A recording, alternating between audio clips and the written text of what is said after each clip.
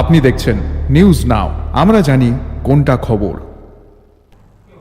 পোলিওমুক্ত ভারত গড়ে তোলার উদ্দেশ্যে রবিবার অর্থাৎ 21শে ডিসেম্বর গোটা দেশের পাশাপাশি রাজ্যেও পালিত হল পালস পোলিও টিকাদান কর্মসূচি। এদিন রাজধানীর মহারানী তুলসীবতী বালিকা বিদ্যালয়ে আনুষ্ঠানিকভাবে সূচনা হয় কর্মসূচির।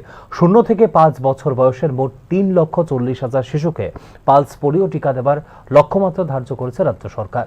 কর্মসূচিকে সফল করার জন্য গোটা রাজ্যে মোট 3,400 অস্থায়ী টিকাদান কেন্দ্র নির্মাণ করা হয়, যেখানে নিযুক্ত ছিল 1,300 স্বাস্থ্যকর্মী, ছিলেন 680 জন সুপারভাইজার। রবিবার কোনো কারণে কোনো শিশুকে পালস পোলিওর টিকা দেওয়া সম্ভব না হলে সোমবার সংশ্লিষ্ট শিশুর বাড়িতে গিয়ে পালস পোলিওর এই ডোজ দিয়ে আসবেন স্বাস্থ্যকর্মীরা।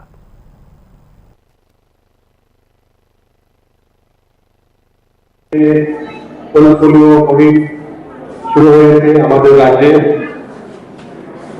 স্কুলে আমরা অনুষ্ঠান করছি। রাজ্যে প্রায় 3.5 লাখ বাচ্চাদের পোলিও ড্রপ দেওয়া হবে, যে তথ্য আমাকে আমাদের মিশন ডাইরেক্টর দিয়েছেন। প্রায় 3,000 থেকে বেশি ক্যাম্প আমরা আজকে সবে রাজ্যের মধ্যে আয়োজিত করছি। 4,000 থেকে বেশি কর্মীরা এখানে কাজ করছেন। আর এর জন্য প্রায় 4.5 লাখ পালস পোলিও উপলব্ধ করা হয়েছে।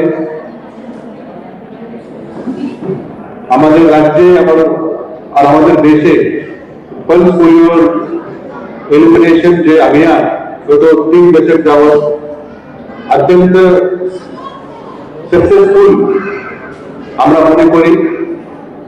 পোলিও একটা